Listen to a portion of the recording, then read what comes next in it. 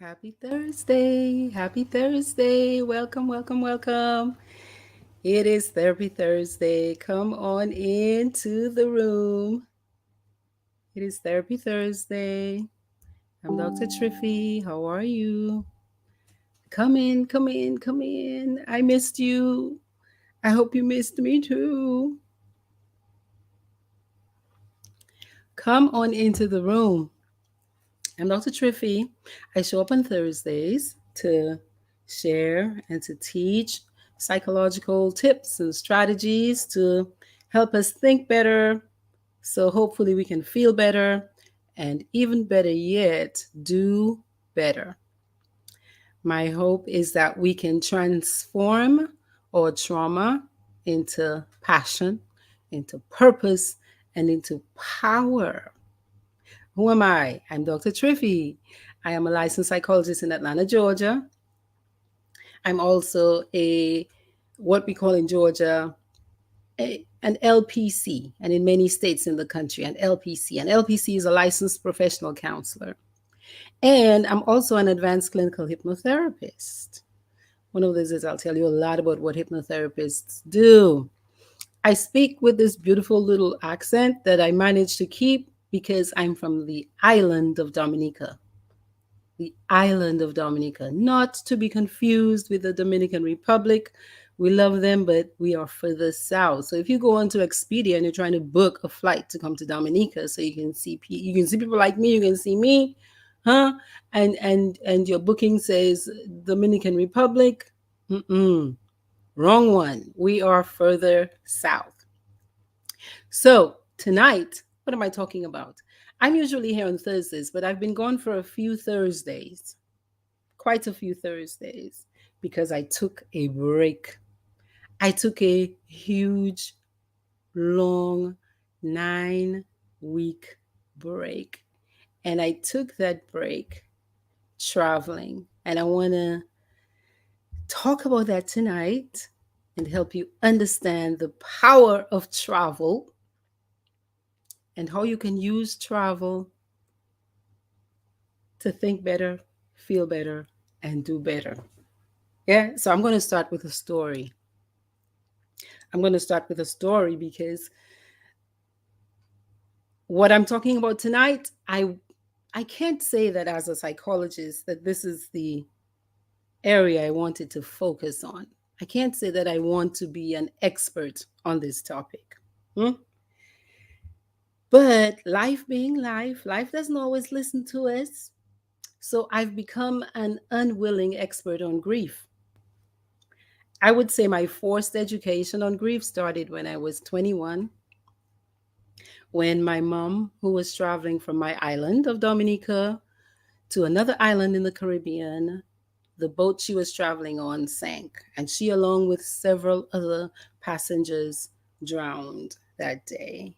And we were not able to recover their bodies. So that set me off and launched me into about 16 years of trying to come to terms with my loss. 16 years of recovery. Because there's a difference between grief and recovery. When you lose somebody, you kind of go into a phase of bargaining or into a little state where you're making a little deal either with life or with God or whomever it is you ascribe to as a higher power. Because the pain is so intense, you're likely to say, please, this was just too much for me. There's no way you can do this to me again because I can't take it. It's too much. And if you'll only spare me from that kind of pain, I'll do XYZ. It's a stage and a phase in the grief process called bargaining. But a lot of us, we do it. We do it with other things in life. So I'm going to admit to you now that life was not paying attention to me. Life did not, I don't want to say honor its bargain because I was the only one making the deal. Life didn't say yes or no. Yeah. So 30 years later, 30 years after my mom died, 2021, this is us now in the middle of COVID. Well, COVID has eased up a bit. I'd say the intensity of COVID and lockdown was 2020. And although we were still working from home a lot in 2021, there was still the intensity of the pandemic going on. So Mother's Day, Sunday, middle of the day, Mother's Day 2021, I get a phone call. My ex-husband, father of my kids, has died. Hmm. Young man, young man, young man, 50 years old. Shock. Shock. That day, my fiance helped me to break the news to our kids. And it's no easy task explaining to your kids that their father is gone and he's not coming back. We did the best we could, I would say. And one of the things I did was to travel, was to take the kids down to Dominica to get away, to unplug, to remove ourselves from the constant stimuli, the reminders, just to take a break. And again, because I knew that growing up in Dominica, the experience of being in nature and walking along the beach and feeling the sun on your skin and being able to pick a guava or drink a coconut, how refreshing that is and how easy that is. I wanted the kids to experience that. And so we stayed in Dominica for 30 days, unplugged. And I saw how powerful that was for the kids, so much so that I started calling the experience travel therapy. So let's fast forward a little bit to December of 2021, 5 days after his birthday. Actually, it was 4 days after his birthday. I get a call from my fiance's brother. He's in the hospital. Within the hour, I get another call. He's gone. So I have two very important men in my life leave just suddenly. And for me, what felt like back to back. So, as a therapist who's done this work for over 27 years, close to 27 years right now, I did the calculation in my head and realized right away this girl cannot go back to work for a good 6 months. I'm going to need to take a break. I cannot work. I won't be able to focus, concentrate. This is too heavy, too big, too much for me to process. And I remembered how positive the travel therapy experience was for my kids and for me, and decided, hey, travel is going to have to be a big part of your recovery process. In addition to that, travel was something that my fiance Campy and I did a lot of. We had just come back from Key West about 3 weeks before he passed. And so, yes, I realized that for me, travel was going to have to be part of my grief recovery plan. I also, because again, I grew up in Dominica, which is called the nature island of the Caribbean, of the world, if you think about it. And I understand the power of being out in nature. So I knew I needed to be out in nature, feeling the sun, walking around, being close to water, just being outside. In psychology, this is referred to as biophilia, where you're out in the elements, hugging trees, yes, being out there and just taking in what nature offers to us for free.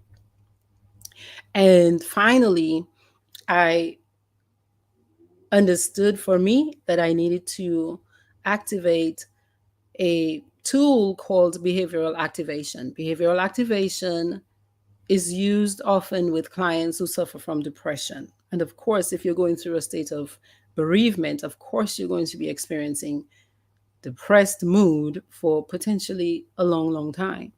And behavioral activation is based on the idea that even if your body does not feel like moving or doing, once you start doing, your body is going to get enough physiological response for example, endorphins, or remembering the pleasure of the activity or experiencing the pleasure of the activity in the moment.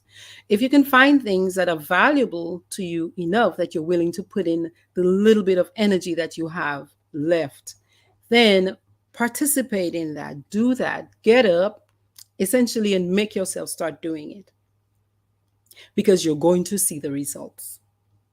And I've got to tell you, I am seeing the results. So this is a little over a year since Campy's been gone. And I think if I compare it to the way I moved through the grief process after my mom, where I had no skills, I had no tools, I didn't know what to do really except just to feel, I am doing well compared to how I was doing then. So I want to tell you about my escapade. So 2021, I escaped right away in that January to Jamaica. Then we went, my girls and I, my girlfriends, my niece, my daughter, and I went to Italy. We went to Venice and Rome. And then I went down to Dominica. And in the summer, went to Minnesota. I also went to Sarasota and Miami. And my daughter is doing a study abroad year in Japan. Little girl taught herself Japanese and is now majoring in Japanese and is there doing her final year. And I said, yes, it's time. I'm going to go visit my baby. When it got to be about September, there is something that happens during the grief process, right? I think it's about between the 6th month and the 9th month, somewhere thereabouts, almost as if the pain, the pressure, the intensity of the grief starts to peak. Like it's like, for me anyway, it's like the highest point, and it's like a fork in the road, where if you do what you need to do to help to keep moving through the recovery process, your likelihood of having a more positive grief experience is higher than if you get to that point and you either don't have the tools, or you don't have access, or you don't know, what to do, or then you don't have enough of a support system around you. Right around September, it felt like just I was carrying the heaviest house, and there was no way I could get up from under it. And so I decided to escape to Japan to go meet my baby girl. And tonight I'm sharing with you my top 5 experiences, my top 5 lessons, my top 5 what I enjoyed the most. And I hope you enjoy them with me, because I hope to share some of the videos so you can see some of what I experienced. Okay, so we're going to share a little bit. I want to do is travel. That's it. I want to learn new cultures. I want to try new foods. I want to meet new people. I want to see this beautiful earth that we call home. Like, that's all I want. I want to do. That's all I want, y'all. That's all I want. All I want to do is travel. Are you coming with me? All I want to do right now is travel. Well, I realize I do have to come back, and ground myself and do work for now. But I really wish I could travel as my job right now. So number 1, my first experience that really blew my mind is the number of temples in Japan, y'all. So I went to Kyoto. Kyoto is where I stayed most of the time. I also visited Tokyo. But there are temples and temples and temples and temples and temples and shrines and shrines and shrines and shrines and shrines. And the most beautifully designed buildings. And it made me think about the skill set, the artistry, and just maybe how focused and connected people were to their divinity, because there are just so many temples in Kyoto. so many temples. The primary one, the one I'm going to share with you, is called Toji Temple. And Toji Temple became kind of like home base for me because it felt like I could always find my way back home. We stayed in Airbnbs for the most part and changed Airbnbs every month in a way to give us more experience with the city because my daughter was going to be staying and because it was, I guess, it was kind of convenient. And so Toji Temple became home base. And I want to share with you what Toji Temple looks like at night. Give me 1 second. Let me navigate my screen so you can see Toji Temple with me at night. Okay, so this is Toji Temple before I play the little video. I made many reels to share the experience with the people who normally follow me. And this picture of Toji Temple is at night. It's the night before I leave to return home. And I had seen the temple during the daytime, but had not seen it at night, all lit up. And it was something to see. It was something to see. And I'm going to go ahead and share the little video with you. この経験のおかげで別人この成長 Baby look at me I'm a fighter もう壊れないこれからは騙されやしないお前のおかげで別人この成長 Baby look at me I'm a fighter もう怖くない深く荒れるかの世界この業界のリアリティ敵が味方に見えるから本能に従うしかない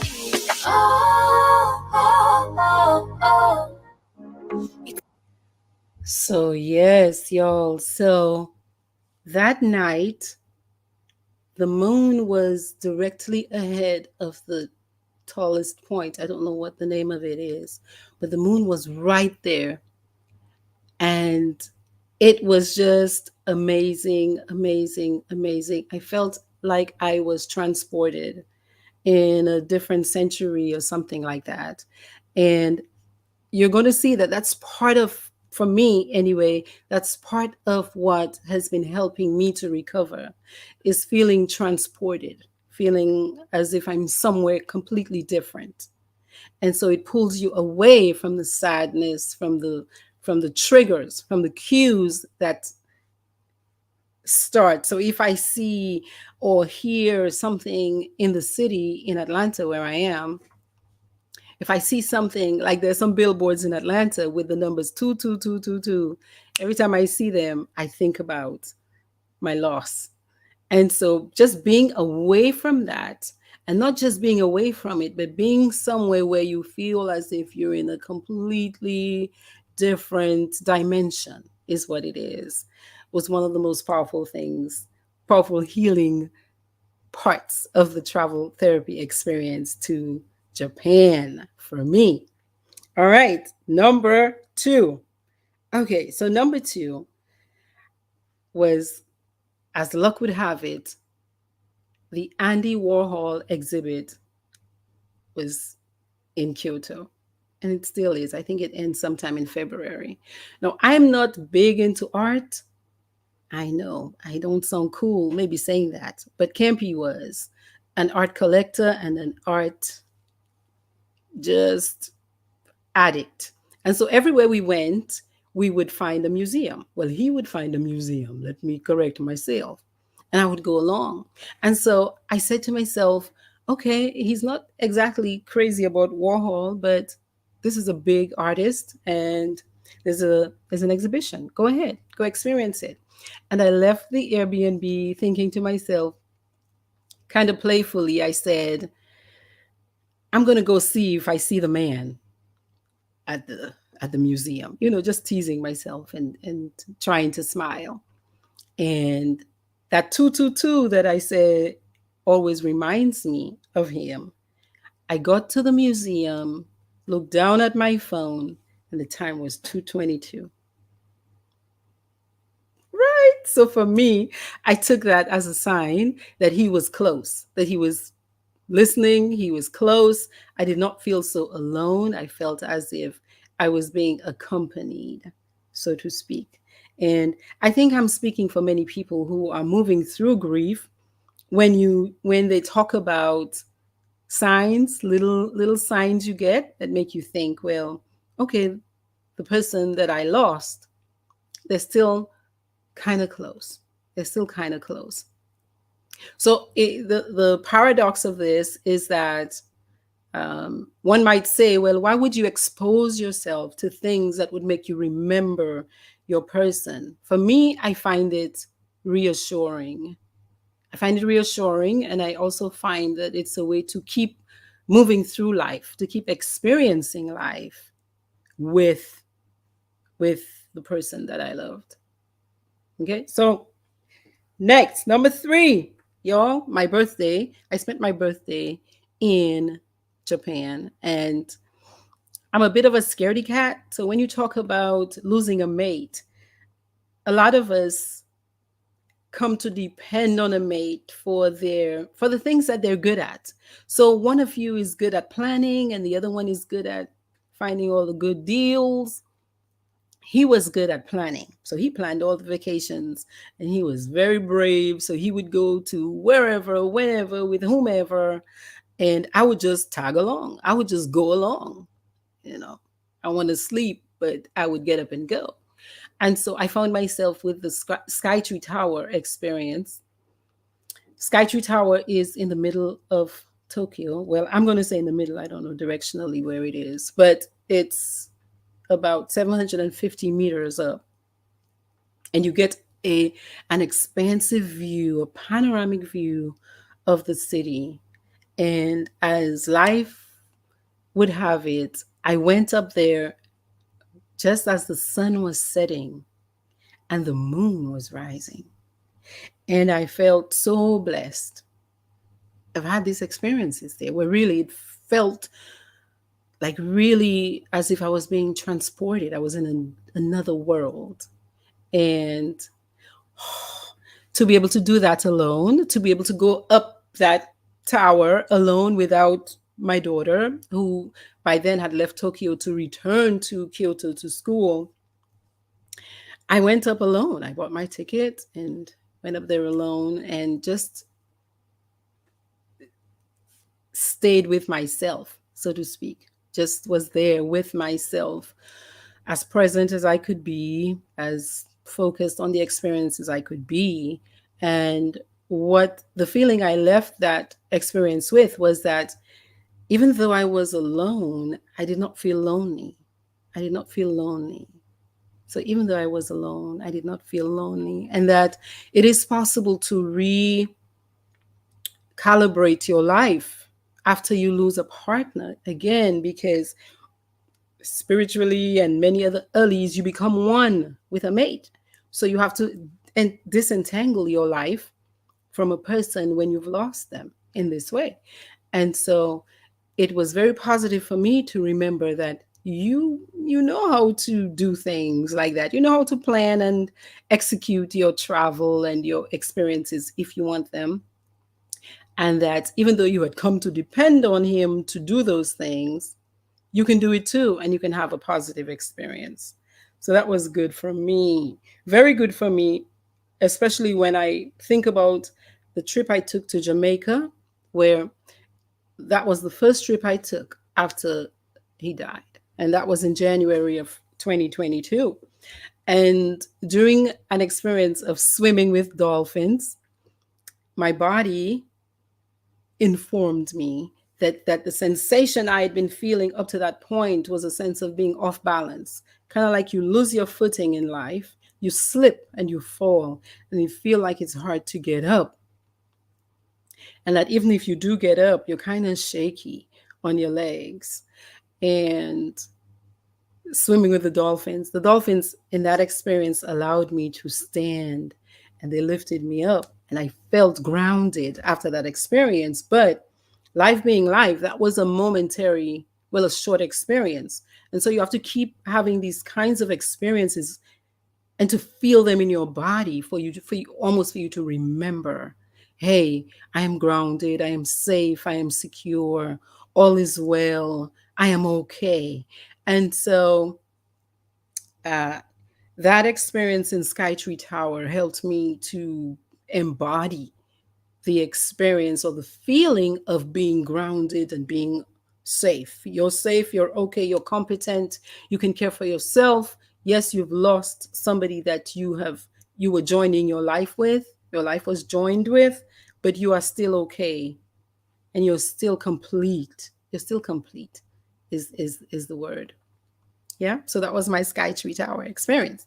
Now, number 4, I shared this with the people who follow me. One lovely day, I went to this place called Kyoto Station, which is the hub of activity in the city. The trains, the bullet train passes through, the buses, taxis, everybody's there. Tons of great shopping. If you like expensive shopping, that too. Tons of great food, the best coffee, the best cafe au lait I had in Kyoto was at a little place called Cafe Mercado in Kyoto Station. And I made sure I let them know that. But yes, so I went in there and I wanted to do some writing. I am writing on grief right now as we speak. I wanted to have a little pasta. I'd had enough. You want to have comfortable food sometimes, even if you're in a foreign country. Well, I stayed there a good 4 hours typing away. I felt very accomplished when I left. Stepped outside and it was white as snow. White as snow. I mean, freezing, freezing, and a good almost 2 inches of snow on the ground. Now, this lady had left home well layered, yes, but without a coat or a jacket. Had a nice thick sweater and some layers. And I think that's what saved me. But seriously, I felt like, yeah, this was going to be my last day. It was so cold. The best part is, I go home and my daughter and I arranged for us to meet at the Airbnb. I thought she was going to be there before I got there. I got there and she was not yet home. So I had to stand out in the cold and freeze my little bundle of joy for a good 10 minutes. Thankfully, she showed up and she herself was looking like a wet cat, but she showed up and all was well. Yeah, everything ended well. We lived happily ever after. But that experience reminded me of the importance of preparation, preparing. I mean, I'm not sure why I didn't look at the weather report, or my phone has a weather app that could have informed me of this. But I have to say that my brain is still in many ways locked into Dominica as a Caribbean person, because I've lived in Minnesota where you had to learn to layer up, which was one positive that I remembered. But my brain still has a hard time thinking about things like wearing extra socks or looking at checking the weather report before you leave the house. So it was joy and pain, let me tell you, that day. And the lesson it reminded me of is to be prepared, and also that life changes in an instant. Life does not always give us warning that it's going to change. And the layering up was a nice way to prepare for the unknown. There's only so much you can do in life to prepare, but the layering is what saved my life that night. I'm exaggerating a little bit with the save my life piece, but seriously, I felt as if I was going to lose my fingers, my toes, my ears, my eyelashes. Hmm. Okay, y'all, my number 5, my ultimate experience in Japan. My ultimate experience in Japan, being with my baby girl, being with my daughter. So, because my grief experience came so quickly after theirs, after hers and my son's, it threw me into, or it threw me away from focusing 100% on helping them recover and recovering myself. And I realized that when I was there with her. And so the ability to just be there, the ability to just be there with her, just hang out, eat together, just curl up, talk, hug. She'd come walk on my back. Just physically, we spent a lot of time together. And that was perhaps the most healing part of the experience for me. Now, of the times we spent together, the ultimate, the highlight was our tea, traditional tea experience where we dressed up in kimonos. Yes, had some lovely ladies dress us up and participated in a matcha tea preparation ceremony and drank matcha tea and ate sweets. And again, that feeling of being transported, being in a different world. It was almost magical. That same snow that was almost the death of me 2 days earlier, that same snow had a kind of magical quality to it during that experience that I will never forget. And so I I loved it, loved it, loved it, loved it. If you're ever in Japan, I just strongly, highly, highly recommend that you do an experience like that, because the other thing is, as opposed to being just a spectator into a culture, where you're kind of peeking in. Oh, I went to see, I saw the temples. Yeah. No, you get to be in the experience. You get to be in the culture. You get to enter the culture and to have a completely different view, so to speak. And yes, that was the highlight of my Japan experience. And in addition to the fact that it was with my daughter, who is pretty shy and doesn't like to do these things, who braved her shyness and participated, us being able to be there together and us having that experience again of being transported into a different time was magical. And I am very appreciative. I'm very appreciative. So I want to say thank you to those of you already here. I want to go into a process that I like to do with these travel therapy experiences and just life in general, which is to look at, well, what was your biggest joy? What was your biggest pain?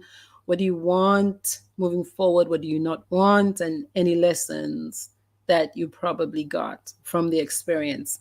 Kiki B and Kuku, Olivia, Avis, Amma, Yvonne, hi y'all. Welcome, welcome, welcome. Yes, yes, yes. Y'all type in the chat. Hi, Jacqueline. Type in the chat, what was your favorite experience to share with me? Those of you who came with us, based on the pictures I posted, what experience do you think you might really want to participate in? Like Kiki B is going to Japan very soon. Yeah, what really stuck out for you? What impacted you, in a way that you were like, wow, wow, this looks kind of cool. Yeah, type it in the chat and let me know. Type it in the chat and let me know. Oh, Amma says the tea party was my favorite. You looked so regal. Amma, I'll tell you what is it it's almost as if you become a different person. I do believe things like clothing, what you wear can impact you. Is the feeling we have when we wear the wobduiet. So that, putting on the kimono and actually even having somebody help you and assist you, it was very powerful. It was a powerful part of the transporting process, like removing yourself from your regular and moving into something different. Kiki B says Kiki B is going to Japan, and Kiki B and her husband are going to Japan soon. And she says her husband is excited about the bullet train. Yo, the bullet train from Kyoto to Tokyo, 2.5, 2 hours, 45 minutes. If we were to take the coach bus, 8 hours, 8 hours. And so comfortable, so very comfortable. And again, fast, so very comfortable. Jacqueline also loves the bullet train. Simone says the dressing up and the eating of the sweets. Yes, yes, yes. Okay, so here's something else about the sweets. I am so impressed. It it's very impressive the way people seem to take care with the way they prepare and present the food that they make. And it comes through. It comes through in the experience of even looking at the displays of food, say at Kyoto Station, where I shared many pictures of all of the sweets. It's just beautiful. It's art. It's their food, but it's art. And yeah, that was awesome. That was awesome. Um, Facebook user says, I read The Geisha long before the movie, and the outfit reminded me of it. I thought my little girl looked like a geisha. She was so beautiful to a mommy. You don't want to be, what you call it? I'm not biased, but she cleaned up well in that kimono, I've got to say. Somebody else says the tea time was one of my favorites too. Jacqueline says, I almost had the opportunity to travel the bullet train in China, and it grieves you to this day that you didn't. I think that is an experience to have. Even if you can do it, even if you can travel in a different way, it was really fabulous. Here's the other thing about travel and transportation, how meticulous people are with time. In Dominica, there's a word we use called hold it. Back in the day, so hold it, I suppose, is kind of a way to say hold it, meaning wait up for me, wait. Um, Facebook user, I think you have to follow the prompt that StreamYard gives to register yourself, so to speak. Facebook user wants to show herself or himself. And all I'm saying is Facebook user. Uh, so yes, so the buses run on time, the trains run on time. They're not going to hold it for you, but there's so much access and rapid movement and ongoing quick movement that in a way, as we might say in Dominica, you miss one and you can take another one. So that's amazing. The only day I saw say not precision was on the snowy day. On that snowy day, many of the buses pulled in out of service because, snow will do that. Snow and ice will do that to you. Many of you are saying the tea party, the outfits, and the photos. Oh, that's awesome. The architecture is amazing to me. So I'll share a story with you that my tour guide shared with me. So I what do you call it? I arranged to have a tour guide, an individual person, take me through Tokyo. And we went to visit the Imperial Palace. Um, and he explained some of the architecture that I kept seeing repeated in many of the temples. It's just kind of like a swirl uh, design. And he said that those are talismans that are meant to ward off evil. So he shared that Tokyo, there was a huge fire at one point in Tokyo, and many people died, many buildings were burned. And so the people, understanding and appreciating the power of the elements, water, fire, wood, they carved, many of the buildings have water carvings to ward off the fire. And so when after he said that to me, what I did was I kind of flipped it to my benefit, right? To help me for my practice of releasing my grief. So when I've said it before, when I went to Japan, the first week, the first 2 weeks, I was still crying every day. Every day I was crying. So as much as I do my lives and I show up on Thursdays and do what I do here, yeah, every day for 2022, I was crying. And that did not stop until I took a little, I guess, a hint from the universe after listening to his story.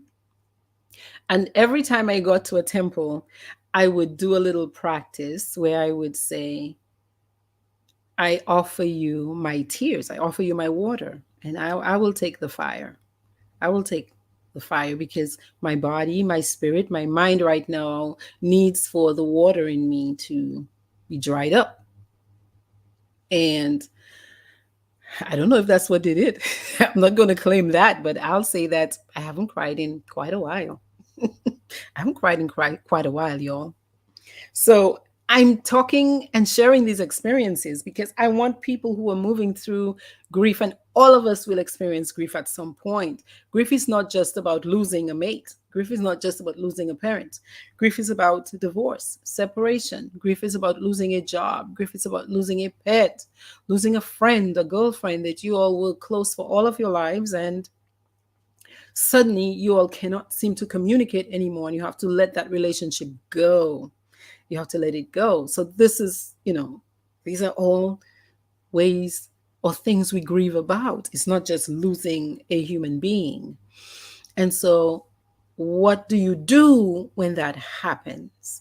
I'm offering you my experience to show you that there's travel is an option. Travel is an option. And I was supported in an article I read on LinkedIn today from NAMI. NAMI is the Association of Mental Illness. NAMI supports families of people who are suffering from mental health issues, right? It's support groups and support material. So NAMI put out an article that talks about the power of travel to help us process our grief and to help us manage depression and to help us manage anxiety. And I said, yes, Nami, I understand because it's working for me as well. Okay. So, what I'm going to do now is I want to quickly share the kimono experience for those people who might not have seen it. For those people who might not have seen it. いつまでも忘れられないこの経験のおかげで別人この成長 this one is actually Look at me, I'm a fighter もう壊れないこれからは騙されやしないお前のおかげで別人この成長 Baby, look at me, I'm a fighter Okay, this one is actually the one where I'm coming home to America from Japan. So let's go ahead and look at that. I will show you the kimono experience in a minute. もう怖くない深く荒れるかの世界この業界のリアリティ敵が味方に見えるから本能に従うしかない Oh, oh, oh, oh Money's on your mind It's the end and dollar signs and Yes, yes, yes, yes. Can I say thank you? I want to do is travel. Can I say thank you again to all the people who traveled with me? I could feel you. I could feel you traveling with me. I am wanting to share the kimono experience and also the snowy day. Let me give you all a taste of the snowy day. Here's a taste of the snow day. A day that started like a normal day. I took the bus with baby girl. I said, I'm going to go to Kyoto Station after I drop you off to school. She went to her classes and I went because by then I could figure out the bus. And yeah, it started off sweetly, nicely. And then, yeah, it turned into a cold, cold day. いつまでも忘れられないこの経験のおかげで別人この成長 Baby look at me I'm a fighter もう壊れないこれからは騙されやしないお前のおかげで別人この成長 Baby look at me I'm a fighter もう怖くない空覚荒れるかの世界この業界のリアリティ敵が味方に見えるから本能に従うしかない Oh, oh, oh, oh Money's on your mind It's the end and all the signs And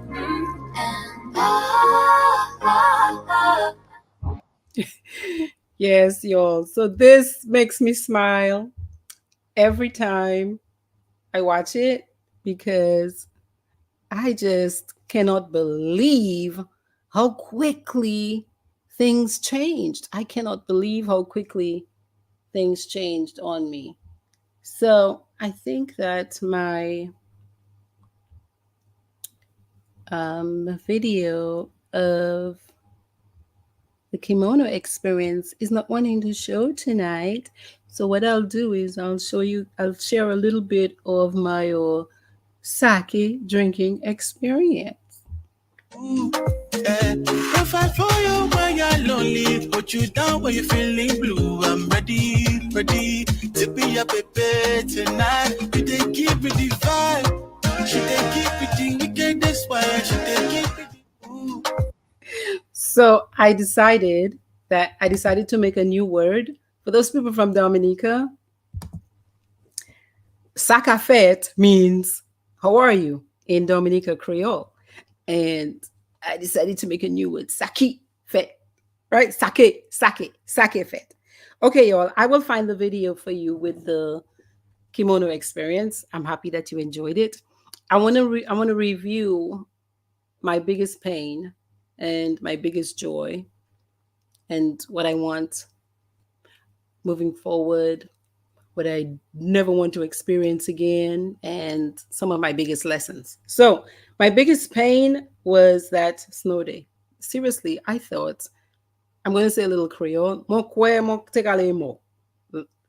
I thought I was going to die that night. I was actually preparing to get back on a bus because that seemed like the best, uh, the wisest option, as opposed to standing outside of the door waiting for my daughter to come get me. Okay. My biggest joy was being with baby girl and sharing those memories, creating those memories so that we could share them for the rest of our lives together.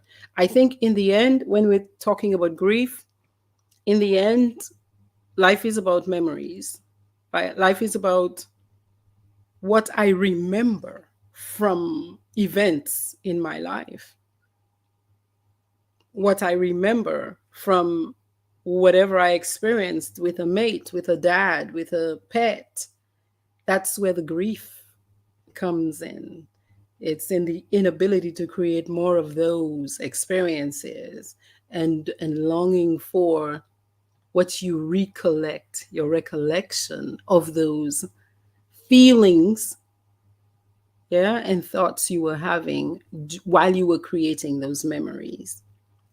And so I think if we can create new memories, not to erase what we have, but if we can create new memories. So for example, you lose a child, you can't replace a child, but if you have other kids, you can create new memories with the child that you do have, or in your own life, just even if you never have another child, because while death sort of freezes the movie you had going on with the person who goes, they move through life with you. So when I went to the Andy Warhol exhibit, I was sure Campy was there because I saw 222 on my phone. I went also to a watch, a flagship store of Grand Seiko, a watch store that he liked, watches. He likes watches. And I sat and had a sandwich and some coffee and felt, felt that he was close. Looked down on the phone there, it's 222. So I'm just going to take that as positive for me, that wherever it is we go to when we leave this dimension, perhaps they hear us. Perhaps they hear us. Yeah. Okay. So, what do I want as I move forward? I want to create the life I want. I want to create the life I want. I envision, I imagine the best I can, the best way I can. Okay. What do I not want? I do not want to wait again in this lifetime until I feel so overwhelmed as I did in September to finally say, okay, I'm going to go take a break. I believe it is completely okay to unplug from whatever it is you have going on. From whatever it is you have going on, because I think many people are making a choice to check out altogether as opposed to checking out of life and reconnecting. We have the option, and I don't know that we think about it enough, to stop. Amma and Ingrid gave two beautiful examples of doing that. And I'm very grateful that I had people around me who also supporting me and pushing me and encouraging me to unplug. And I think what I want is to be able to make those choices myself without putting added pressure of, oh, I have to do this, I must do that. All of that is true, but if I'm not functioning well, how can I do that well? So yeah, I never want to wait until I feel as if the house is about to crush me before I unplug from the stress. uh Lessons. Life is not going to stop for you. Life is not going to stop for you, but it's also going to be there when you return. So if life is not going to stop for you, do what you have to do. If you have things on your heart to do it now. Yeah. But also know that if you do have to unplug, life is still going to be there when you get back. Okay. In the end, another lesson is, in the end, it's all about the memories and using that guide. We can, you can intentionally focus on the quality of life that we're creating, the kind of memories I'm creating. So if I know, if we continue this discussion, we might end up calling each other bad names, using words that we might never forget or forgive each other for. Maybe I can ask instead, hey, what do you think about us tabling this discussion tonight and coming back at it in the morning? That way, I save myself from creating painful memories that might last a lifetime. Little things like that are ways we can intentionally live so that we create memories that are worth keeping, that we want to keep, that we want to remember when we leave, or we want them to remember about us when we leave. Why? We're all leaving. It's kind of a weird thought, but we're all leaving. Okay? So, again, the research consistently shows that isolating yourself, trying to deal with it alone, loneliness, those contribute to poor health and to poor physical and mental health. And travel Travel. If you cannot get on a plane, if you can't get on a boat, you can get in a car. You can go one town over. You can spend one night in a hotel in a different city. Hmm? You don't have the money, you can go into your backyard, break open that lawn chair, watch the sunset with a glass of Pinot Grigio. Close your eyes and travel. Hmm? The mind, it starts in the mind. I want to share with you a couple things that I bought. Hmm? And we will wrap up very soon. I want to tell you all thank you so much for traveling with me because, again, it feels as if I'm not alone. Yeah, it feels as if I'm not alone. So, y'all know I'm a sound healer, certified sound healer. And in a little bookstore, I found a cute something that I want you to see. It was so tiny. So tiny. A little sound bowl. Little healing sound bowl. Hear that?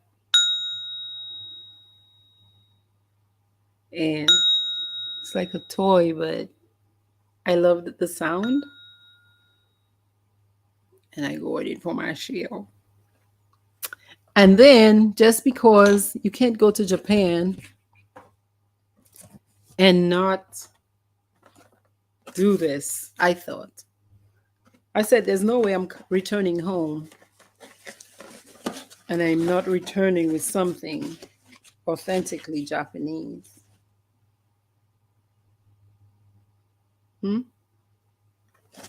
With two little yellow Kiki B, I'm giving you ideas, my sister. Isn't that pretty, y'all? To pour tea. And the little teacups. Looks like Bebel, all you. Doesn't it look like Bebel? You know when you have your little tea party? You have your little tea party with your little doll. So, yeah, it reminded me of my little girl days playing dress up with dolls. So little things that, look at the smile on my face. I remember that I just saw myself under the house in Dominica playing Bebel. Bebel, for the people who are not from Dominica, is playing house. So what am I saying today about travel and travel therapy? I'm asking you, where should I go next? Type in the chat, y'all. Let me know where y'all think I should go next. Where do you think I should go next? Do y'all think I need a travel coordinator to help me curate a travel therapy experience for people who would want to come? What do y'all think? So I'm talking this year on surviving grief. So feel free to invite me to speak to your organization or your group. Invite me on a travel experience because I will come. Pay for my travel, pay for my presentation. I would love to come talk to your group about surviving grief and recovery and resetting. Yeah, creating the life we want, because there is only one. We're coming this way, but once. We're coming this way, but once. And a lot of things, when I think about it, they're not as important as we make them out to be. There are many things that we could take or leave, that we give a lot of power to, that maybe we don't need to as much, because again, in the end, we're passing through this experience. We're passing through this experience. So I'm going to play the sound bowl again for Jacqueline. She said it's so soothing. It's so soothing. Do you all remember Hans Christian Andersen? He wrote many fairy tales like The Emperor's New clothes and the Little Mermaid. He wrote a book called The Fairy Tale of My Life, an autobiography in 1847. And he said, to move, to breathe, to fly, to float, to gain, all while you give, to roam the roads of lands remote, to travel is to live. I believe that. To travel is to live. And so I'm going to ask you all to follow me on social media. Across the board, I'm Dr. Triffy. And you're going to find the video. If you go now to my Instagram, you'll see the kimono experience video. Okay? So if you didn't see it tonight, you can check it out there. Absolutely beautiful. I want to keep encouraging you to think better so you can feel better, so you can do better. If you're suffering, find a therapist. Reach out to me around the way.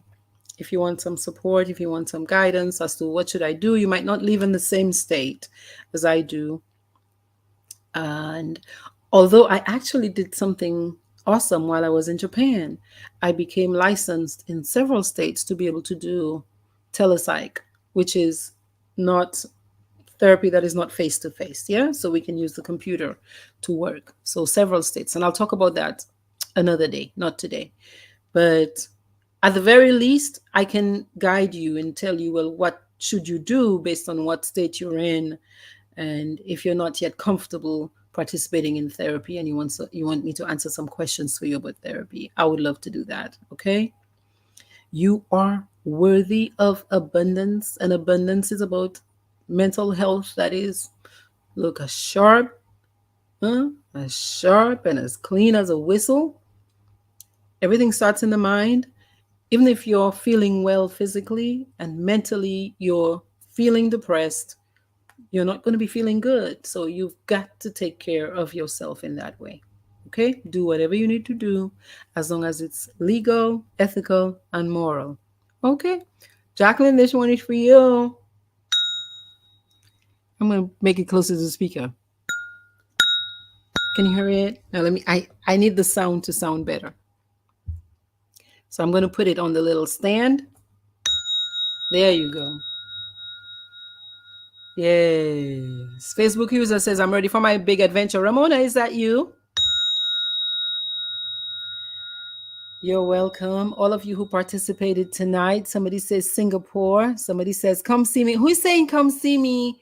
Ingrid, is that you? Ingrid is in South Korea. And y'all, I had to stop in South Korea because I'm in love with South Korean dramas. So on my way back from Japan to the US, I stopped in South Korea so I could have some soju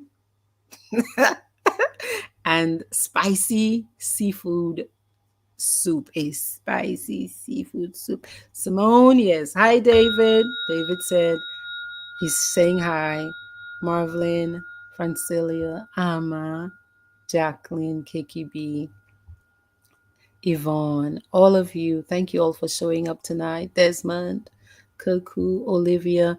Next Thursday, I'm speaking with Kristen Dupuy, who is a former student of mine, now a published author and a nurse. She's living in Anguilla, she's from Dominica. I'm inviting you all to join me next Thursday, same time. Okay? Peace.